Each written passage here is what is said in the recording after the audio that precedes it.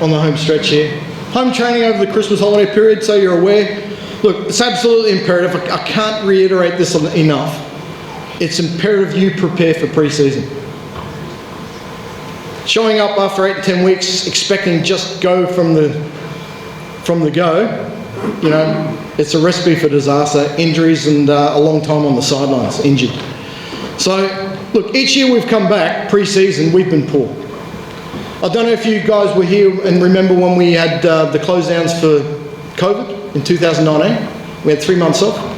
When you came back, you were actually better engaged because during that period that you were off, you did a lot of home training. A lot of it you set yourselves. Sometimes you got together with your mates, you just went and played some little games, or you worked in your backyards just doing some things. We're going to encourage our coaches to keep in contact with you over the Christmas period, have some little Zoom meetings, see how you're travelling. We've taken some physiological testing of you during the trial period, so we've got a baseline as to where you're at. So what we want to do is make sure that when you come back, that's your base. If you're not at that baseline, you've got problems. So if we retest you when you return, we will know whether you've been doing something or not. So it's up to you. If you have any inkling of wanting to perform to your best, you need to ensure that you're doing the right things during the off-season. Is that okay? Again, have a great time at Christmas. Enjoy yourselves. But prepare yourselves for coming back. That's all I ask. Is that fair enough? Obviously, limited 4 weeks of preparations before competition games. And I hope everyone has a very safe Christmas as you go away. As I say, the coaches try and catch up with you online. We've had meetings with them during the week, so they'll keep in touch with everyone.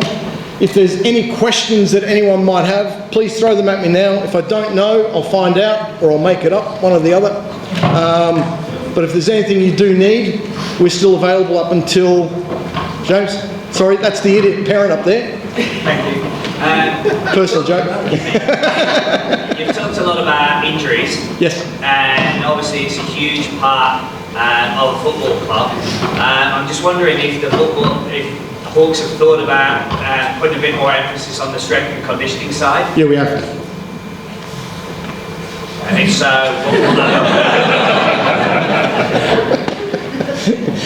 that Performance Physiotherapy, who we're working with at the moment, they're actually designing some off-season programs for you guys now, so you'll be receiving that in the mail anyhow as a consequence. As we're going into next year, there'll be continued physiological testing throughout the year. He's working really hard on trying to ensure that we become more stable within the body. As far as, look, kids at this age, they struggle with particularly groin and lower back injuries. So looking at those, looking at trying to stabilise knees, because the injury at the moment is anterior cruciate ligaments. So trying to stabilise the musculature surrounding the knees is also very important as well. But yeah, they're doing a little bit. What I will say though is we're not going to specifically just go and have conditioning sessions where you just go out and run. Anything that we do as far as conditioning goes is done within the game. We increase the intensity at which the players work within a football environment. Okay, that'll actually help.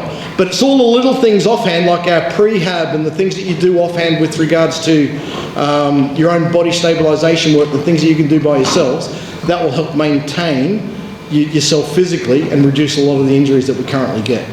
All right?